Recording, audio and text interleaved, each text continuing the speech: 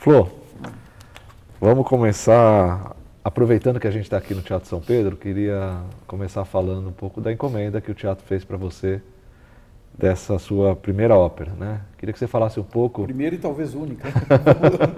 Não, que venham outras. Que venham né? outras, que venham outras. É encaro. E queria falar um pouco sobre o título da obra e o que ele tem de significação, o que ritos de perpassagem traz nessa ideia que você concebeu para a obra. Então, essa obra, quando você me encomendou, a primeira coisa que eu perguntei é o que significa compor uma ópera hoje. Né? Essa é a primeira questão que a gente deve se colocar, independentemente do gênero. Qualquer encomenda você tem que pensar o gênero do ponto de vista histórico e ver o que ele significa hoje. Uhum.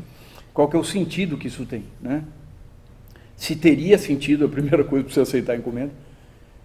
E aí, se você aceita, qual que seria a maneira de fazer com que haja um sentido renovador, buscando um novo, porque o novo é o horizonte da arte. Né? A arte é o terreno da invenção. Ao contrário da ciência, que é da descoberta, né? E toda a invenção da ciência, que existe, óbvio, também, se baseia na descoberta. Na arte a gente não está descobrindo nada, a gente está inventando para descobrir depois. Né?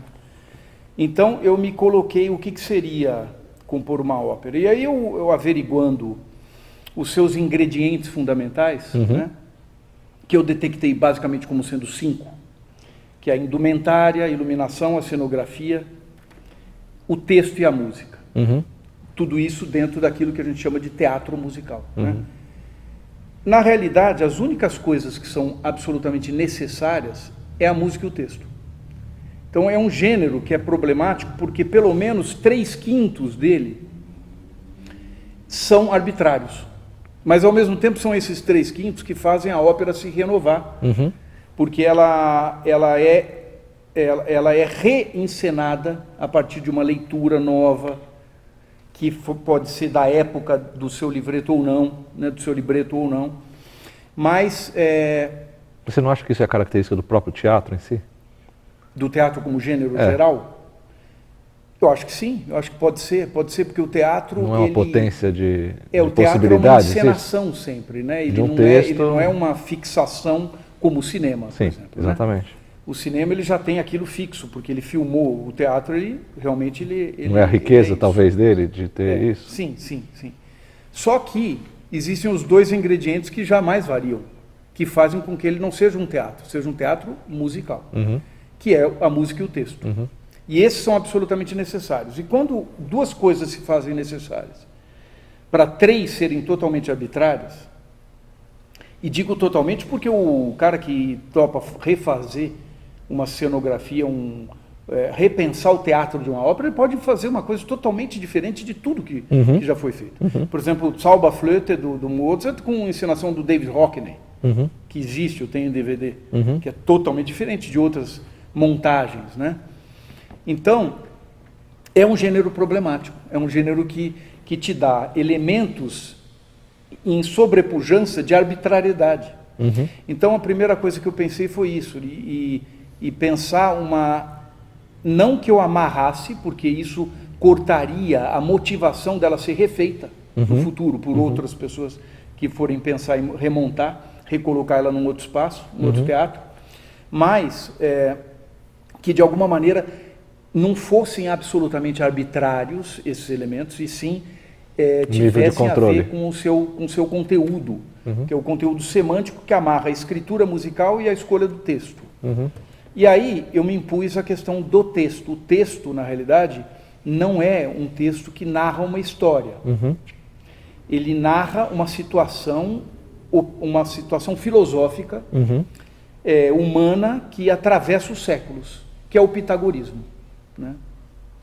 Por quê? Porque eu leio muito filosofia, esbarrando em Pitágoras, eu me apercebi que Pitágoras cantou a bola e deu o chute inicial do futebol, né, do jogo humano, na área da ciência, da física, da acústica, da música, da cosmologia, da mística, do comportamento, da política, né?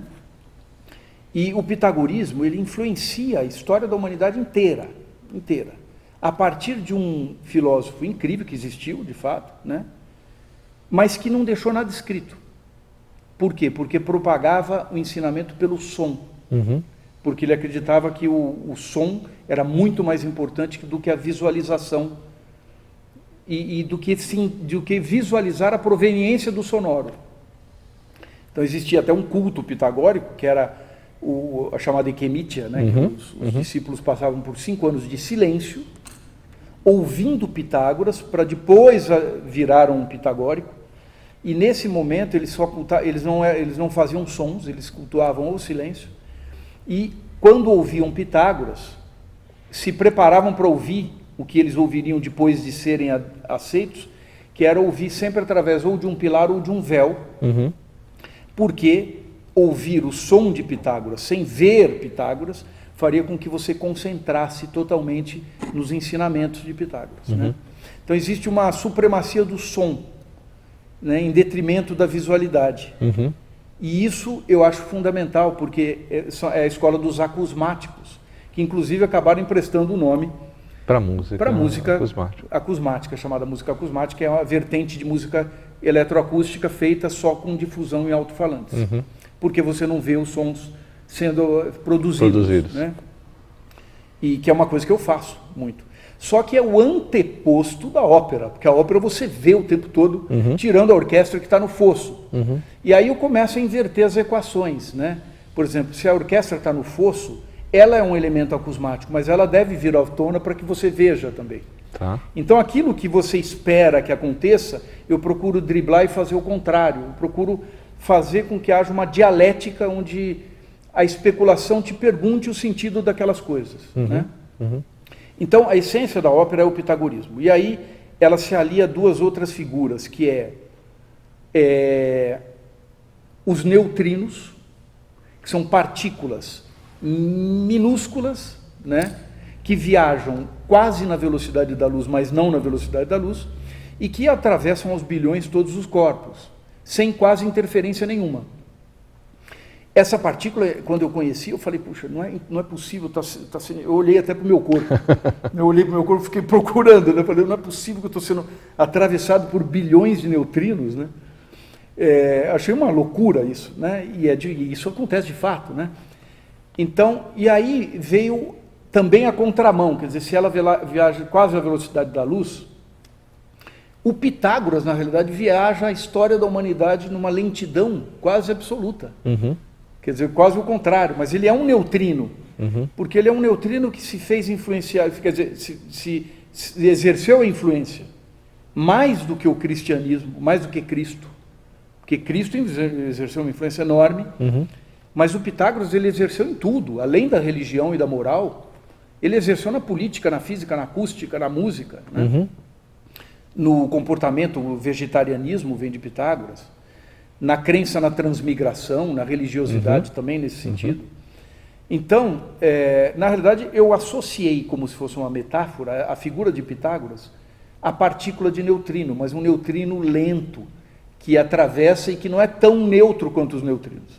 Né? Ele exerce, quase que subcutaneamente, ele exerce a influência em tudo, até hoje.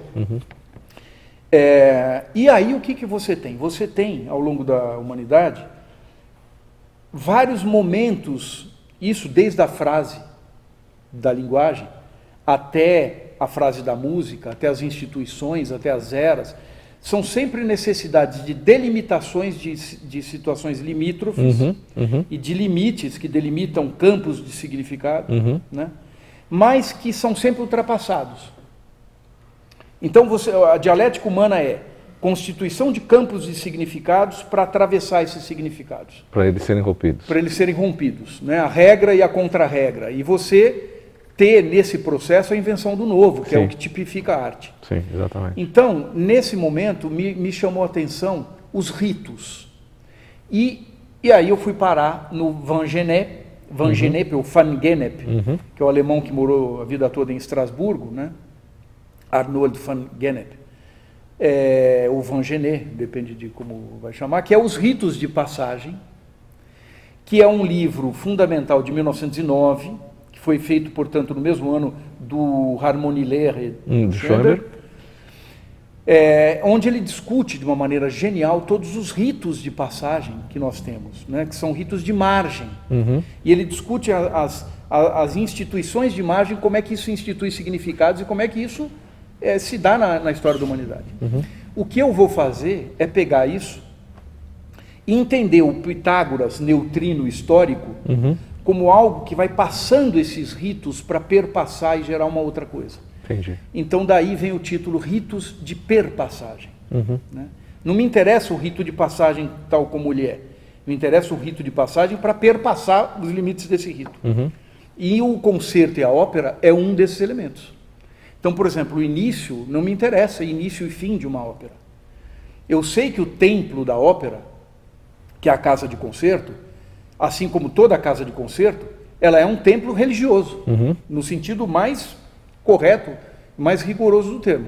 Você está num religare, aqui você está todo mundo numa intersubjetividade, onde todos estão sentados para ver um espetáculo que tem começo, que tem fim, como se fosse uma missa, né? Tem uma transformação? Uma transformação, uma direcionalidade das coisas que acontecem ali, uma interatividade que é ou ativa ou passiva, de alguma maneira, ou atuante ou em silêncio, né? Mas que acontece entre o público e entre os atores desse rito, que é também o público, mas são os músicos, né? E, portanto, existe o templo, que é fundamental. Eu não acredito na música ao ar livre. Né? A música ao ar livre, ela existe, óbvio. Minha ópera começa assim. Mas ela adentra o templo. Ela faz sentido na hora que você está no ambiente onde o rito se sacraliza, entre aspas. Né? Então, até a própria ópera, assim como o concerto, existe a cena O Concerto dentro da ópera, onde o fosso é elevado e vira um concerto, de fato, dentro da ópera. Mas a própria ópera é, em si, um rito de perpassagem na minha mão. Né? E para isso ela não tem o começo nem o meio, que eu chamo de menos pausa, porque não existe o intervalo. O intervalo existe, mas ele é atuado por membros do coro e por violinistas e tal, e pelos próprios sons que invadem a sala, né? E aí os ritos de perpassagem se fazem, inclusive no gênero operístico. Entendi. Então a ópera ela vem inesperadamente de algum lugar, ela entra e depois ela arrebenta, ela extravasa o espaço do teatro e vai embora pelas ruas. Né? Essa sua fala sobre Pitágoras traz também eu entendo assim, toda a filosofia pré-socrática como uma maneira de entender a transformação permanente do mundo, né? E não a ideia, um entendimento mais platônico de a ideia acima como algo quase que inalcançável e tudo que nós vivemos um decaimento disso. Só para chegar na minha pergunta, eu queria... É que eu já discordei aí quando você fala do Platão, mas eu vou contextualizar. Eu queria entender para você, quando você fala de ópera e você fala desse movimento permanente, né, dessa transformação permanente, que o próprio gênero traz muitas vezes para nós aqui no presente como algumas ideias, não sei se pré-concebidas, mas pelo menos engessadas, sedimentadas, cristalizadas de tal maneira que você assume aquilo como a forma que aquilo deve ter. Como uma forma, exatamente.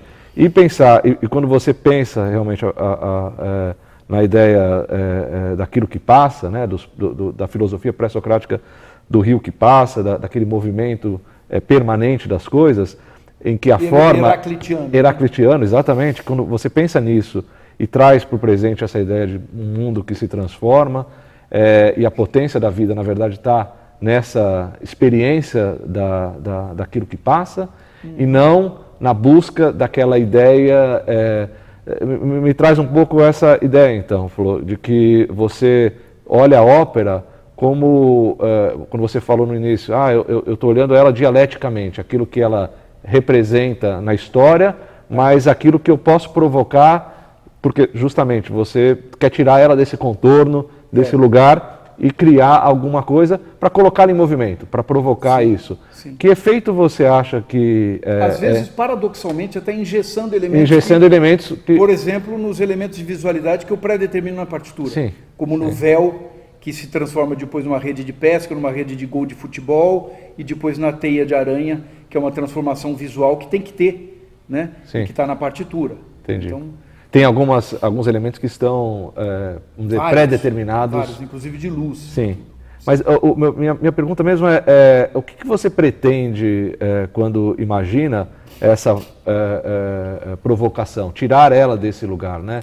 É uma experiência que nós vamos apresentar para um público que muitas vezes está habituado cristalizado, habituado nessa forma, né? Que sugestão você imagina de alguém que senta nessa plateia aqui, ou vai sentar nessa plateia daqui a um mês, para experimentar a obra com esse pensamento pitagórico de atravessar, de transformar, de olhar alguma coisa como uma nova experiência e dela você retirar uma possibilidade de criar uma nova experiência e de criar novas maneiras de sentir, de imaginar. Eu acho que é a nova experiência que toda obra nova tem que propor, né? Porque na realidade eu não estou querendo provocar ninguém, eu estou querendo me provocar. Eu estou querendo me provocar. Ao aceitar fazer uma ópera, eu estou me provocando. Como, aliás, ao aceitar uma obra sinfônica, ao bolar uma nova obra acusmática, eu estou o tempo todo me provocando. Eu não aceito em mim uma posição de reprodução de um determinado... que é o que os compositores acadêmicos fazem, né? De fazer a sua 10ª ópera ou a sua 20ª sinfonia, ou seja, a forminha da ópera está ali disposta para ele ir lá e buscar e usar quando ele quer, né? Não, eu estou me provocando, eu estou me colocando um ponto de interrogação, o que significa, e fazer disso uma coisa de absoluto prazer, que é o que o público tem que ter. Quer dizer, por mais que haja um monumento semântico que eu constituí com a ajuda dos meus grandes amigos, Pitágoras, Roland Barthes e tudo isso, que na realidade o libreto todo se veste é vestido, né, por uma teia enorme de relações, de referências. Eu mesmo fiz o libreto a partir do pitagorismo como elemento central, varrendo a história da cultura, né, desde Pitágoras até Augusto de Campos, que brotam a poesia genial pós-tudo no final, sendo recitada pelo Marx, né? Quis mudar tudo, mudei tudo, agora, pós-tudo, ex-tudo com X, mudo. Que pode ser o mudo da perplexidade, mas o mudo da ação. Quer dizer, tem até Augusto de Campos, nosso vivíssimo poeta com 88 anos. Então, eu quis me provocar, né? E fazer disso um objeto de prazer. Né? O novo tem uma frase do Freud que eu me lembro agora, que eu usei no laboratório de 2003, que é Nur die Neuheit kann die Bedingung des Genusses sein. No Jenseits des Lustprinzips, para além do princípio de prazer. Apenas a novidade pode ser a condição do prazer. Quer dizer, o Freud está se reportando ali à sexualidade infantil, a curiosidade da criança na instituição do seu bulinamento e tal, né? Isso acontece com a arte. A arte, ela deve instituir um prazer que é de índole libidinal. Subliminarmente, Freud tinha razão, existe o ato sexual quase que implícito nos momentos de grande êxtase que a obra artística proporciona, e a música, como nenhuma outra linguagem consegue proporcionar isso, porque ela mexe com tensões e relaxamentos no tempo, né? E isso é uma instituição de um novo, de uma curiosidade. Então, aquele que vem ouvir uma obra minha, não só essa ópera, qualquer outra, como uma obra tua, como uma obra da música nova, a pessoa tem que vir com a especulação e a vontade de se descobrir no prazer, né? Que é um prazer elaborado, não é um prazerzinho qualquer, é um prazer elaborado, um prazer costurado, repensado, mas ela não deixa de ser, esse repensamento não deixa de ser prazeroso o tempo todo. Mas não é um ato consciente de entender algo, não vou dizer diferente, mas algo que vai se transformar e que se oponha a chegar num lugar que você tem uma ideia e fazer aquilo que você está experimentando, combater aquilo que você tem como uma preconcepção da experiência da ópera? Eu acho que tudo na vida deve ser assim. Tudo na vida. E até os atos mais banais de todo dia. Eu acho que é importante você sentar no café da manhã e se perguntar sobre aquela xícara de café que você está tomando. Apesar de serem ritos assim, quase que... Né, cada experiência é uma experiência absolutamente nova, única. E ela se rebate nas demais, né, e as semelhantes se costuram. Né? A fenomenologia, que é uma tendência filosófica que eu tenho bastante apreciação, apesar de eu também ser um adorniano e os adornianos torcerem o nariz para a fenomenologia, ela prega essa acumulação de experiências que são sempre parciais. Mas cada nova experiência que é parcial, ela te traz um novo, que se compõe junto com as outras ideias colecionadas, na essência de um objeto que não existe. Ou existindo, jamais é apreendida. Né? Você é incapaz de você apreender um objeto na sua totalidade. Você olha uma mesa, você olha o tampão, você olha dois pés da mesa, você não olha os outros. Né? No entanto, você sabe que tem 4. Né? Quer dizer, são acúmulos que vão... Assim como na música acontece isso, tem uma frase do Anaxágoras, que é contemporâneo de Pitágoras, que é uma frase que resume a história da filosofia. E particularmente resume a fenomenologia, que é aquilo que se vê é um aspecto do invisível. Eu uso essa frase na ópera e eu parafraseio numa frase minha, que é aquilo que se ouve é um aspecto do inaudível.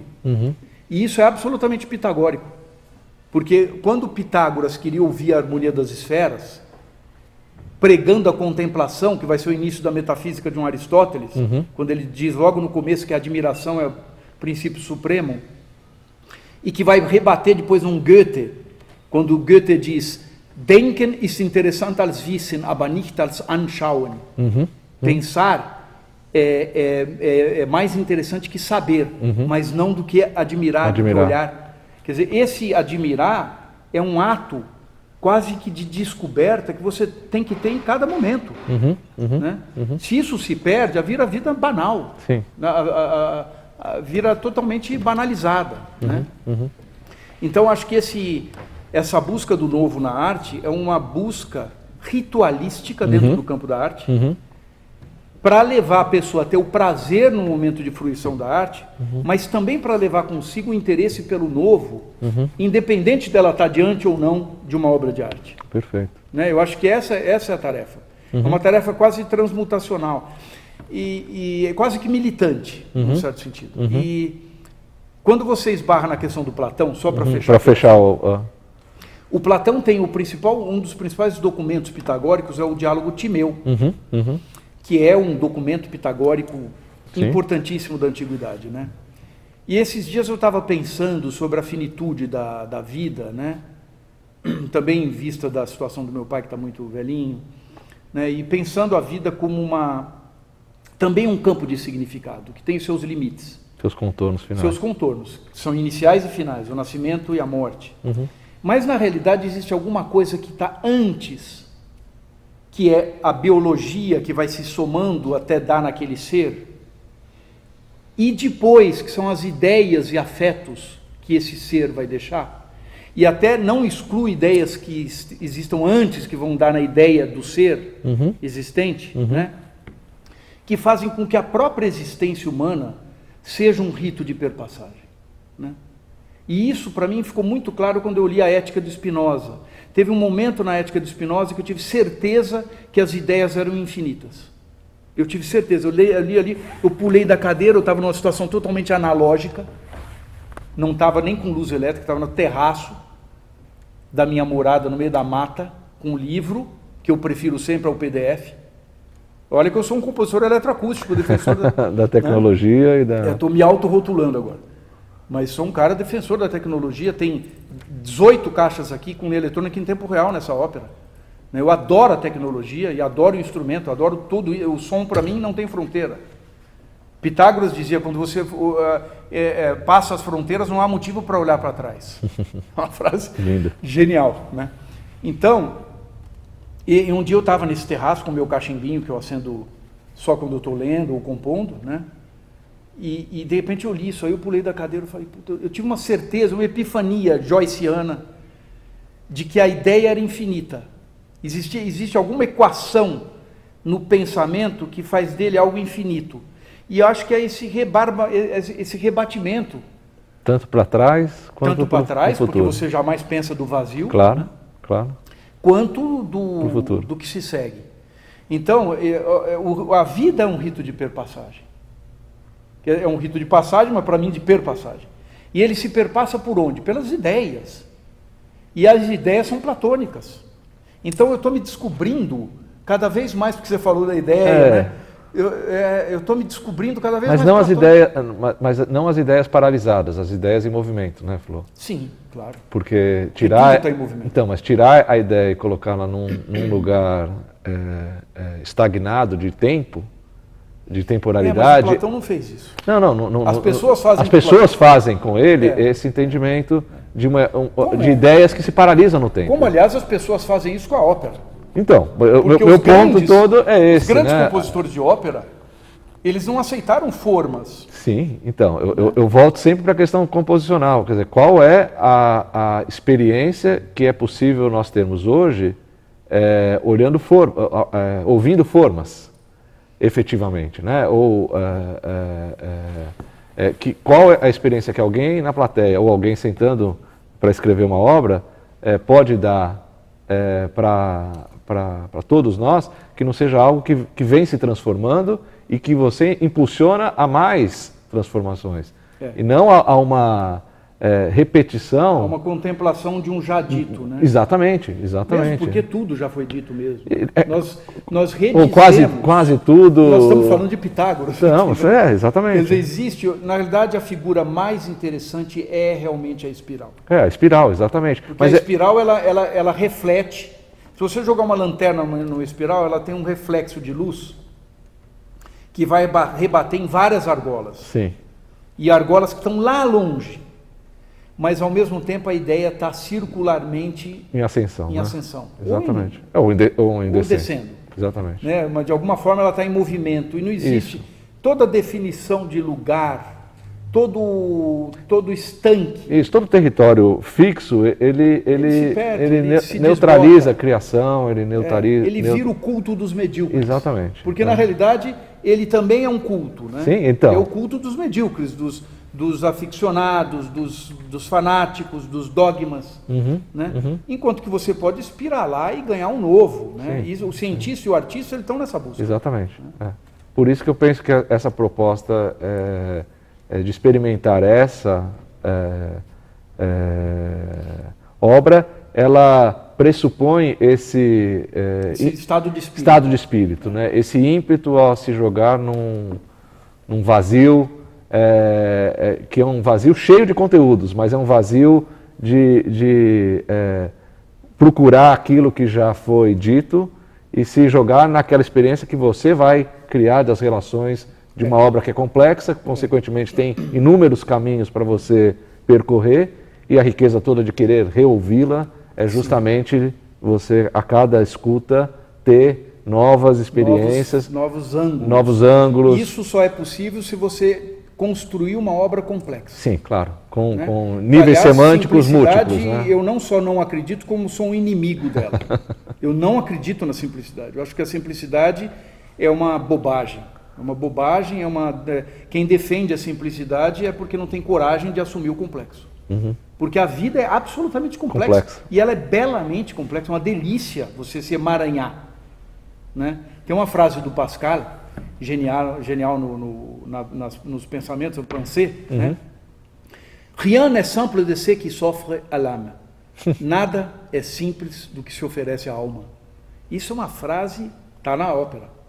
Está na ópera, claro que está na ópera essa frase. Né? E é uma frase que resume o que eu chamo de maximalismo. Porque nada é simples, nada, é tudo muito complexo e interessantemente complexo. Encantador. Nada melhor do que você estar preso preso entre aspas, né? Emaranhado, né? Envolto, por isso a última cena da ópera. Da ópera. Que é a teia, onde o episódio de Ovídio que fez um dos grandes monumentos da literatura pitagóricos, que é o Metamorfoses, onde tem um capítulo da Aracne, que é onde a Aracne é uma tecelã que começa a fazer tecelagens tão lindas que supera a sua mestra, que é Palas. Palas se rebela, se enciuma contra a beleza que a supera, né? E tende a querer matar, e quer matar Aracne. E aí Minerva intervém e não permite que haja o assassinato, e Palas concede, mas fala assim: vive quidem pendetamen. Vive, mas vive suspensa. E a Aracne é presa à própria tecelagem e ela vira uma aranha. E daí Aracnídeas, né? É um episódio maravilhoso sobre o qual o Ítalo Calvino se reporta. E aí Roland Barthes, no Le Plaisir du Texte, ele não fala do Ovídio, mas ele fala da teia. Né? E essa cena final, que o soprano chega num Fá, que é da Rainha da Noite, né? O soprano chega naquele Fá lá, antes ela está no Ré, depois ela chega no Mi bemol, depois ela chega no Fá, lá em cima, que é o Fá da Rainha da Noite. E ela tem que ser suspensa, ela vai ser suspendida, e vem uma aranha enorme, né, que vai causar gritos na plateia, espero, assim, porque é uma aranha peluda que vem assim, do nada no meio do ar, e que é o final da ópera. Na realidade é a suspensão da escritura. É a suspensão da minha escritura, e particularmente no momento político que a gente vive, porque a arte contemporânea é um avesso à boçalidade reinante no momento do mundo e particularmente do Brasil. Então, assim, nós estamos nos suspendendo de uma maneira resiliente e resistente e militante, fazendo arte contemporânea. Vamos falar um pouco você falou de música, né, e texto. Vamos falar um pouco da voz, Flor. Você sempre fala muito sobre o papel que a voz teve na história da música em momentos de crise criativa. E quando ela a gente ouvia muito você falar de Monteverdi, né, de momentos, né, depois no início do século XX, Schoenberg, eu fiz um paralelo, uma apoteose de Schoenberg, meu primeiro livro, de Schoenberg com Monteverdi, que são momentos onde a linguagem está em crise e a música apela ao texto. Por quê? Porque o texto é da onde ela vem. A música, ela nasce dentro do corpo do cantor. Isso foi um insight muito louco que eu tive, que tem a ver com a ópera. Então, eu queria trazer isso para a ópera, né? Que barato tem para você agora fazer uma obra que texto e música, ou consequentemente vozes, né?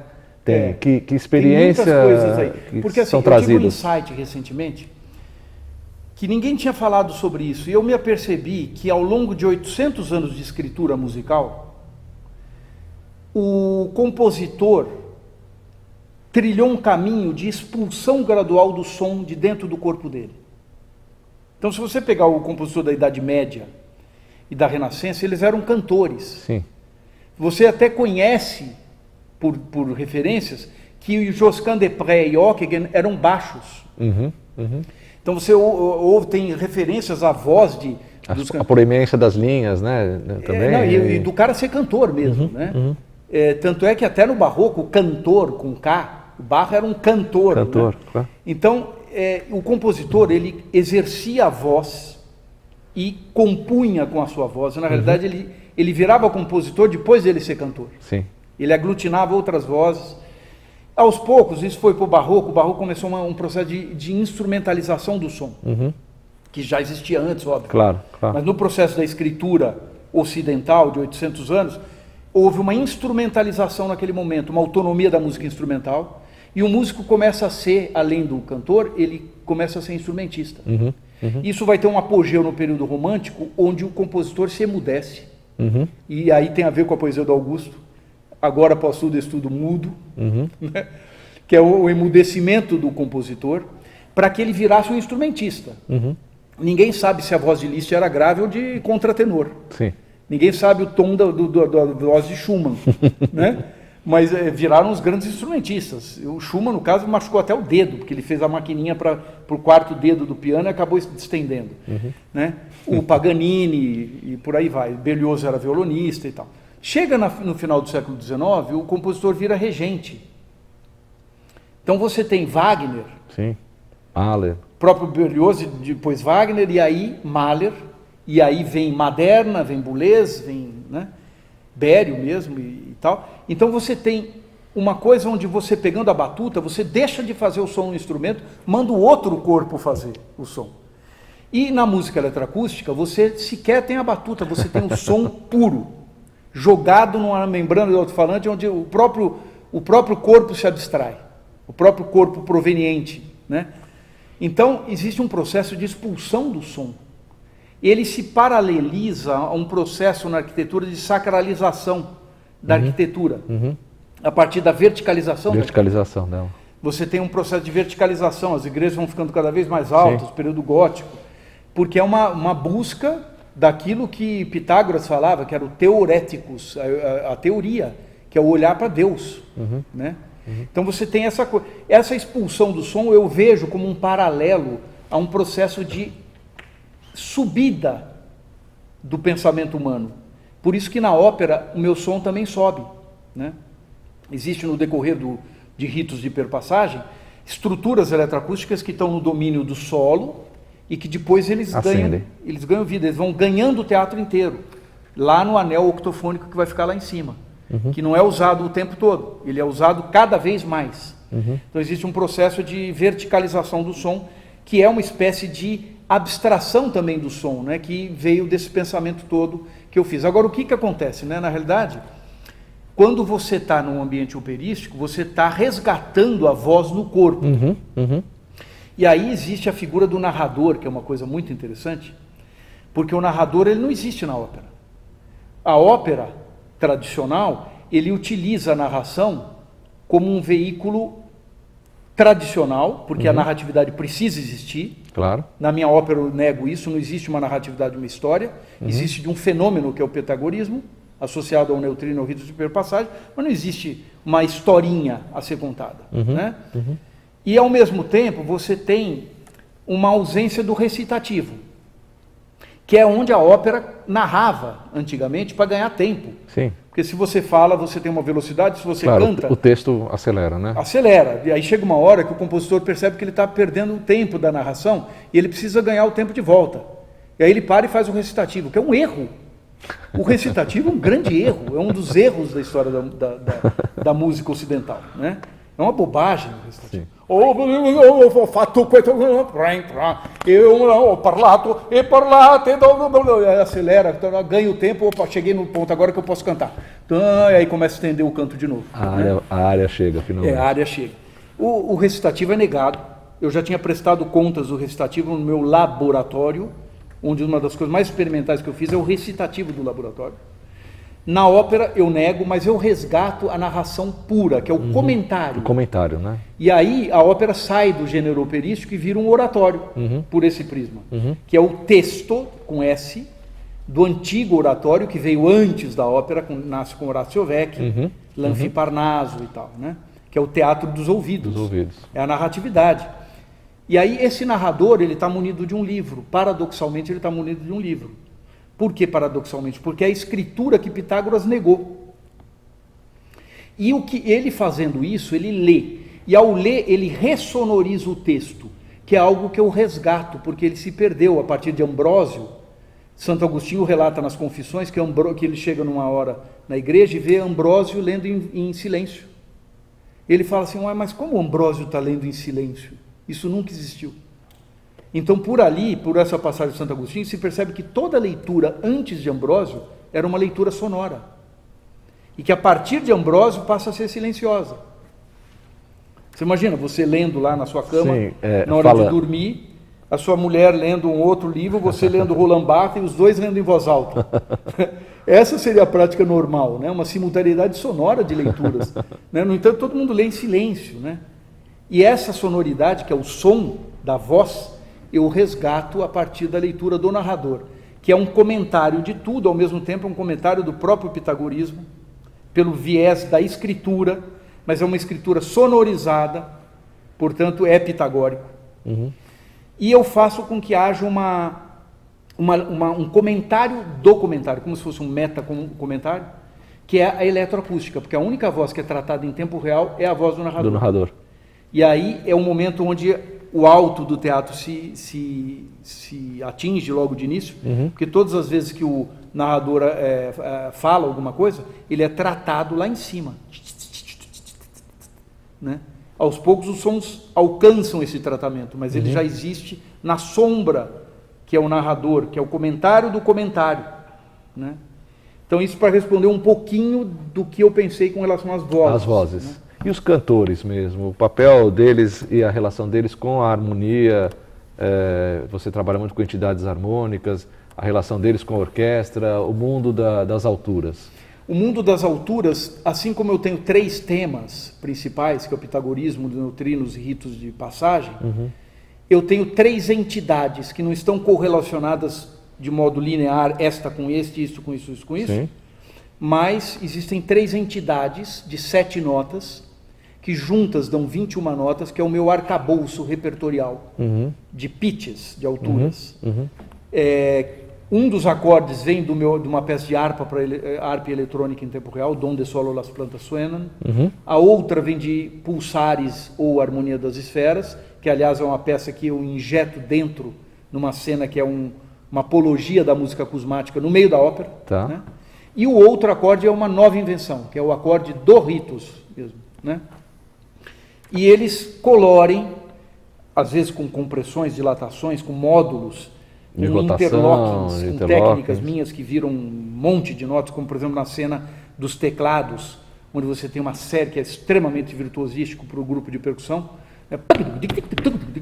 Que é baseada em interlockings desses módulos, né? São técnicas específicas de proliferação de alturas, né? Mas o campo harmônico é pensado o tempo todo. Essas 3 entidades, elas são revisitadas. E elas se comportam quase como personagens harmônicos. Né? Porque uma das coisas que eu também me questionei é a essência de um personagem na ópera. Na minha ópera, o personagem não está ligado a uma voz específica.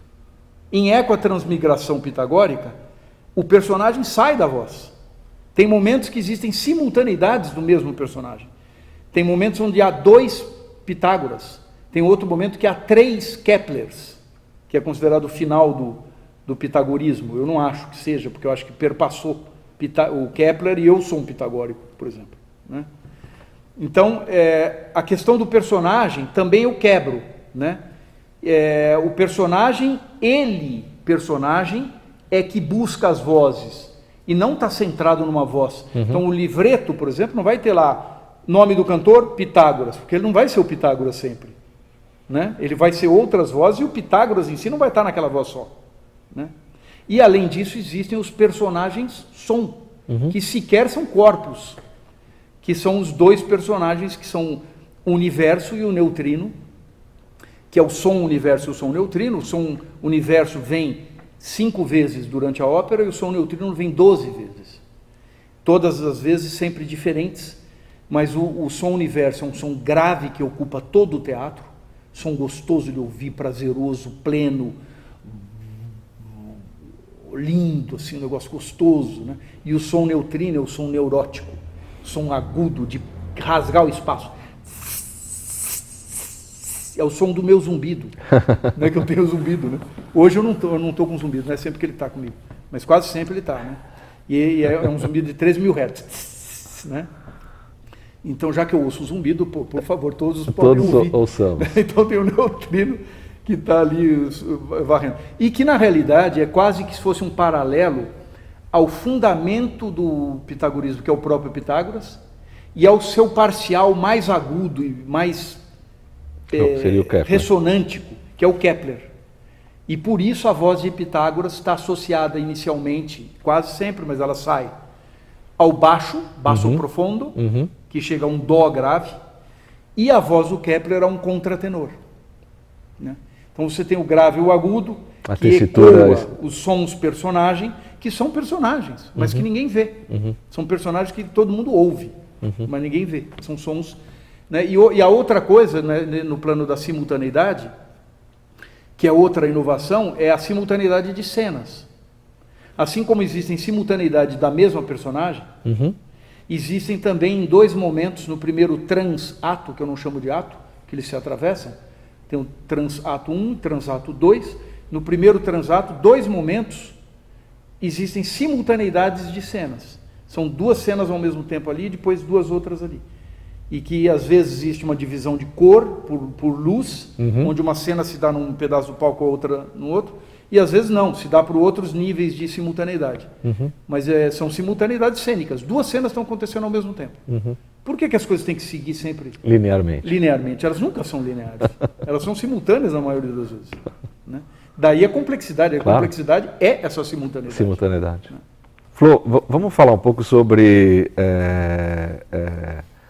o nível de exigência que a sua obra em geral tem, mas particularmente essa obra, o Ritos de Perpassagem, em relação aos instrumentistas, aos cantores e, obviamente, ao regente, né? Nós não fizemos uma escolha aleatória para esse elenco todo, né? Queria que você falasse um pouco, então, por favor, dos Neue Vokalsolisten, falasse um pouco do Edu Leandro e falasse um pouco dessa experiência para uma orquestra de jovens, né? Você teve contato com ele. Uma orquestra excelente. Que você vai trabalhar agora uma série de encontros, né? Por meio de inúmeros ensaios, o erguimento dessa obra, né? A experiência efetiva temporal, né? Ela está saindo daquilo que está no papel escrito, né? Que saiu da sua ideia, foi para o papel e agora vai para o tempo, né? Para a experiência temporal dela. Fala um pouco desse meio aí, que são o elenco, que são os artistas, que fazem essa experiência ficar real. Teve uma coisa que pautou, que foi o fato de eu trabalhar com 3 entidades de 7 notas, totalizando 21 notas, que está dentro de uma série de Fibonacci, cuja estrutura se corresponde às 21 cenas da ópera, dividida em 2 proporções Fibonacci, 13 e 8. 13 mais 8 cenas, me levou também a pensar em 7 vozes. E existe um grupo que é especializado, que é talvez o grupo mais importante vocal especializado em música nova, que são os Sieben Neue Vokalsolisten in Stuttgart. São cantores especializados em música nova, que é uma coisa que nós não temos aqui. Quer dizer, a gente poderia ter a eleição de cantores individuais, que temos aos montes aqui, excelentes cantores, porém não temos um grupo coeso que já faça a música junto, que faz uma bela diferença. O que nós estamos fazendo aqui é brasileiro. Vai ser brasileiro sempre. Eu sou um típico paulista neurótico, nascido na Brigadeiro com a Paulista, né? Mas eu não preciso afirmar a minha brasilidade. Eu quero um internacionalismo, mesmo porque o internacionalismo já é muito pequeno, muito pequeno. Nós temos que olhar para o minúsculo que a gente é, de um cosmos. Ficar brigando por cores nacionais é ridículo para mim, é ridículo, né? Eu acho que o nacionalismo atrasa a música brasileira, até hoje ele atrasa muito. É uma bobagem que a gente fica repetindo. Temos que ir para frente, e tem que ter um interesse no novo, na música nova, né? Na música contemporânea, séria, bonita de ouvir, de pesquisar. Né? Não precisa se ater às linguagens antigas, e a linguagem antiga já foi feita de maneira moderna pelos grandes. Monteverdi era um vanguarda da época, Mozart era um vanguarda da época, Beethoven lançou a garrafa dele ao mar.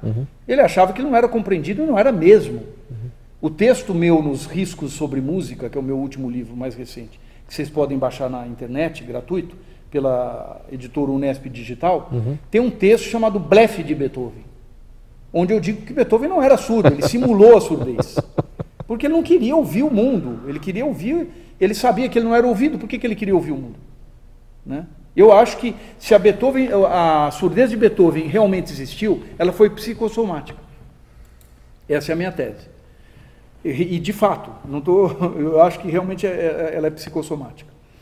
Mas, então eu acho isso. Então a escolha dos cantores, ela se pautou por uma prática, né? E o regente é um gênio, né? O Edu Leandro. O Edu Leandro é um músico fantástico, percussionista exímio, de altíssimo nível.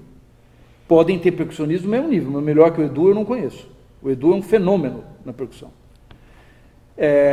Formado pelo Piap, pelo John Baldler, que é outro gênio, né? E tem o duo com outro gênio, que é o Ricardo Bolonha. Os dois são regentes e músicos fantásticos. E, além de ser percussionista, ele é um excelente, exímio regente. Se você olhar no YouTube o que ele fez com a Sinfonia do Bério, com a Sinfônica de Stony Brook, lá em Nova York, onde ele é professor, o Bério, se tivesse vivo, eu sei porque eu era amigo do Bério, conhecia bem o Bério ia aplaudir em pé. É realmente uma gravação. Quem faz a sinfonia daquele jeito só pode ser um músico extraordinário. E é um cara que está atuando na música nova, fazendo Ligeti, fazendo novos compositores, Mark Applebaum de Stanford, um montão de coisas, fazendo música minha também. Né? Além de ser um excelente caráter. Aí você junta o caráter fantástico, um músico fantástico. É a escolha perfeita. A escolha perfeita, né? E o trabalho com os músicos? Às vezes você escolhe um bom músico de mau caráter, às vezes tem isso. Né? É preferível escolher um bom músico de mau caráter do que um mau músico de bom caráter. Agora, o ideal é você escolher um bom músico de bom caráter. Né? Porque a música tem uma objetividade. Não adianta você trabalhar com mau músico. Você tem que trabalhar com gente boa. Não adianta. A música, não adianta a gente achar a estética da precariedade que existiu no Brasil, no terreno da música eletroacústica, por exemplo. Sim. Isso, para mim, é pré-história. Já vivemos uma pré-história geral, na minha opinião, do ponto de vista da civilização. Né? Pelo menos a música eu quero viver uma coisa um pouco mais avançada. Né? E com os músicos, Flo, qual é o desafio para eles da orquestra? O desafio é entender que eles também não vão ficar fazendo ali o acompanhamento, né? Para o cantor fazer um belo canto daqui 2 minutos. Sim. Eles vão, inclusive, atuar como atores. Né? Não deixando de cultuar o seu toque. Tem escritura, eles vão ter que estudar bastante. É uma música que exige estudo, disciplina e... Um virtuosismo individual, quase? Também, porque existem vários momentos onde você tem divise. Por exemplo, no Milagre dos Peixes, a partitura deveria ser A2 para você ler. No A3 já fica muito pequenininho. Ou seja, são linhas individuais que... um trabalho costuradas, de escritura e que vai exigir, obviamente, uma disciplina, mas que a coisa melhor que existe... É o desafio, né? É o desafio e é você estudar. Claro. Se o músico que quer ser músico já tem o privilégio de ser músico, porque é um privilégio ser músico. Você vive a vida inteira fazendo música, que é a melhor coisa do mundo. Eu acho, pelo menos. Então, assim, é um privilégio ser músico. Então, você tem que elevar a máxima seriedade. Sim. E qualquer desafio é um desafio bem-vindo. Né? Tá certo. Se você virar um músico lá da quinta fileira, lá fazendo acomodado, só uma coisa e assinar o ponto, vai vender pipoca na porta da igreja, vai ser... Tem outras funções das sociais, você não precisa ser aquilo. Então, para você ser músico, você tem que agarrar o negócio, fazer com paixão, né? Com disciplina. Queria falar um pouco também agora com o professor Flo Menezes. Claro. Você tem uma... discípulo. Você foi meu aluno. Foi seu aluno, com muitas boas lembranças. Vamos falar um pouco sobre...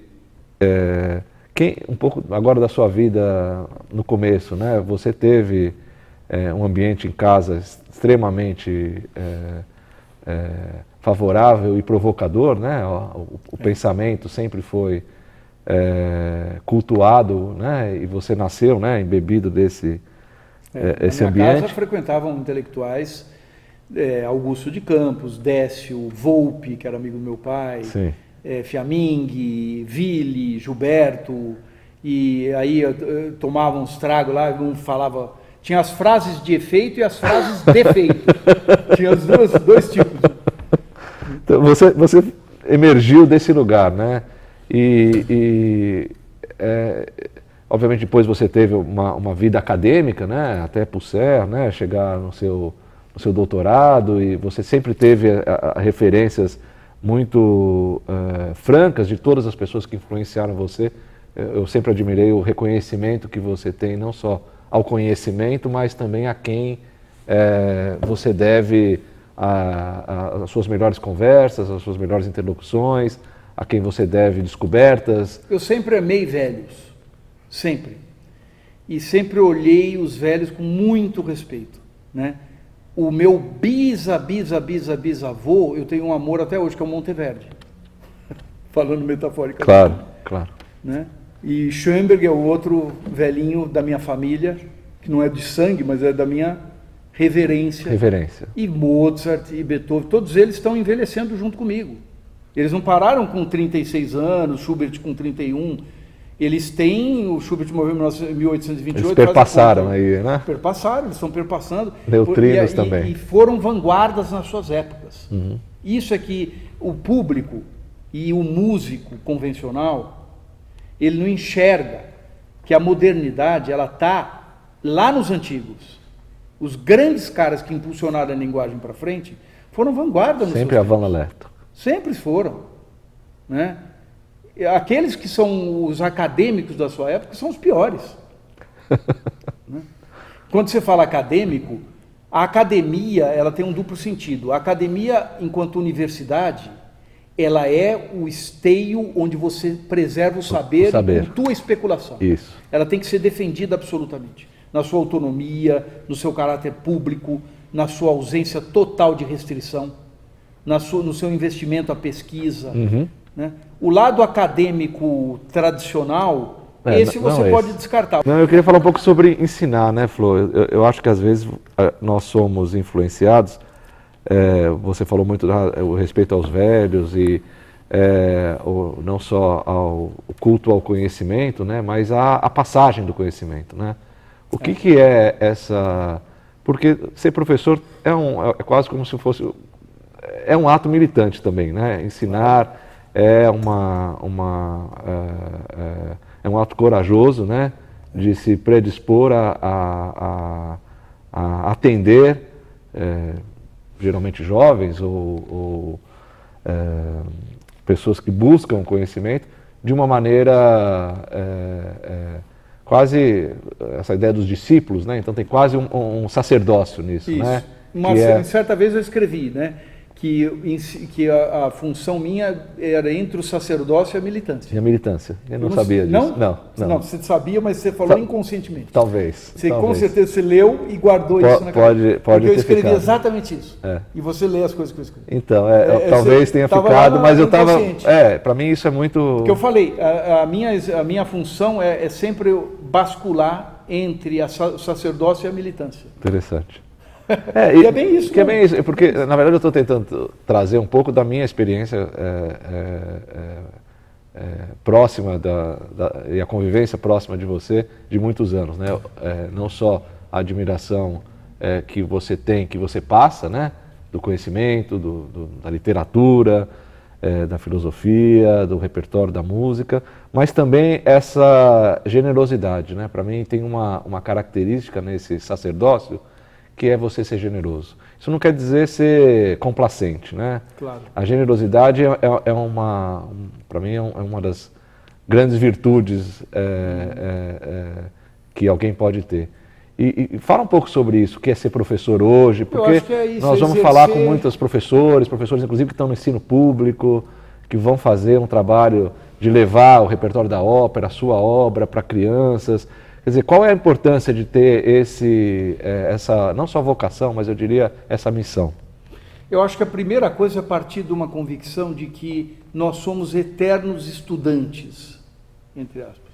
Porque a gente está permanentemente nos defrontando com o quão pouco sabemos diante de tantas coisas. Isso está me lembrando até um dos últimos papos, aliás, o último papo que eu tive pessoalmente com Henri Pousser, grande compositor do século XX, que faleceu em 2009, com quase 80 anos, né?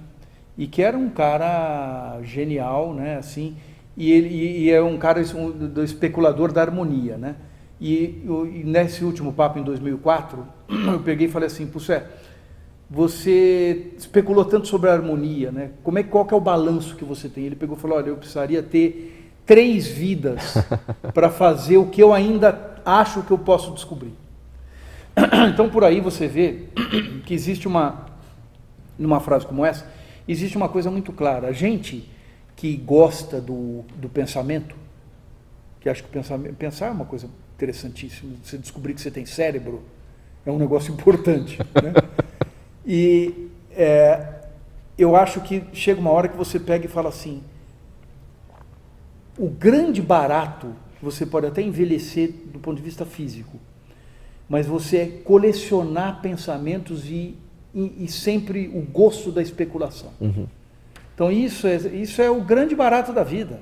Por isso que a gente volta a falar da ideia como eterna. Sim. Porque na realidade é isso que é a vida em si. Uhum. É essa percepção estética e de reflexão em torno das ideias e essa especulação sempre. E quando você está seguro de um determinado fazer, por mais que você esteja permanente inseguro diante daquilo que ainda virá, Sim. porque vai ser sempre Grandioso. uma perplexidade em cima daquilo que você ainda tem para discutir. Por isso a poesia do Augusto é tão genial que eu busco nessa ópera, né? Quis mudar tudo, mudei tudo, agora após tudo, tudo, mudo, mas mudo também, né? Essa perplexidade, esse ato de querer mudar, mas ao mesmo tempo a perplexidade diante do tudo que ainda está aí, né? Aí você acaba passando aquilo que você já conhece de uma maneira, porque você vai guardar só para você aquilo. Quer dizer, não é nenhuma coisa consciente, é um dividir, é um compartimento, um compartilhar absolutamente natural. Uhum. Então, o cara que tem uma certa sabedoria, eu estou supondo que eu tenha, você está falando agora como ex-aluno, né, ele acaba sendo generoso. E o cara que é inseguro, que tem um parco conhecimento das coisas, que é um tosco, né, ele tende a segurar, ele acha que aquele pouco que ele tem vai ser aquilo que vai dizer o que ele é para as pessoas. Não, aquilo nada do que a gente sabe vai dizer. A nossa personalidade está em constante construção, sempre. E podemos nos surpreender enormemente, né? Então acho que isso é importante. Essa abertura que o público tem que ter diante do novo, nós temos que ter diante de nós. É assim que se vive. Se você entrar naquela toada, a vida vira uma vida medíocre, né? Quer dizer, a vida é uma só, na minha opinião. Ela pode ter outras dimensões, mas aí a gente já não sabe. Essa daqui é essa, né? Por mais que venha aí o próprio Pitágoras falar de transmigração, né? Por mais que haja essa possibilidade de dimensões físicas que a gente não conhece, e por causa das nossas sensibilidades serem muito limitadas, né? Nossos órgãos são esses. Não existe um quinto órgão. Eu acho que tem um orolho, que é um olho entre o olhar e o ouvido, a orelha e o olho. Eu acho que tem, mas se descobrirem vão me... Mas de alguma forma, né, existe uma limitação. E o mundo pode ser muito mais complexo. A teoria das supercordas começou achando que tinha 26 dimensões. Hoje ela está em 9. Mas 9 é muito mais as 3 que a gente conhece. A gente conhece 3 e o tempo, né? O que são essas outras? A gente não sabe. Mas o fato é que nós vivemos com nossas sensibilidades, com os nossos órgãos. Limitadas às dimensões que nós sentimos. Pode até imaginarmos um orolho, mas são esses órgãos, a orelha, o olho, o orolho eventual, né? A boca e tal, a pele, o cheiro, né? E é isso que nós temos. É por aí que a gente vai ter que mapear. Mas a gente tem que estar aberto tem que viver fundo essa coisa, porque é o nosso projeto de vida. A nossa vida é essa, então a gente tem que abraçar. Por isso que eu sou radical, eu sou absolutamente radical em tudo. Eu tenho que ser radical, eu não consigo viver na superfície, eu tenho que ir para a raiz das coisas, e eu não faço concessão na minha vida, em nada, nem no gesto, nem na integridade, nem na forma como eu trato os amigos, os alunos, a cultura, a política. Eu acho que não existe chance para um meio termo, né? Você aprende com seus alunos? Com os inteligentes, sim. Porque, né, os seres humanos, né, tem de tudo, né? Mas com certeza, acho que aprendo. Acho que aprendo, sim. Sim. Não sei se aprendo tanto, mas eu aprendo. Que dúvida! Não, assim, eu aprendo com os meus filhos, né? Eu aprendo, mas eu também acho que eu procuro dizer muito claramente o que eu acho. E, consequentemente, às vezes os alunos falam pouco. Mas você nunca pareceu para mim uma pessoa que não que é reativa a qualquer oposição de pensamento. Você adora um embate. Adoro. Não, se vier um E se aluno curva, provocando... e se curva, porque eu já vi isso também. Eu entro num debate com duas coisas. Primeiro, a abertura completa para alguém me convencer. E quando eu sinto uma animosidade, eu entro como se fosse um lutador de UFX. Como é que chama essa luta aí? UFC. UFC. O UFX é a interface que eu uso. Aí eu entro no ringue para bater. Eu não vou levar porrada, né? Então, a minha posição é essa. Estratégia é essa. O confronto das ideias, eu estou aberto. Se o cara me convencer... Eu acho que a composição ela se resume a uma estrela.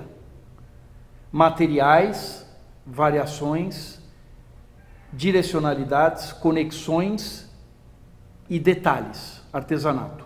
São 5 elementos da minha estrela, nessa ordem.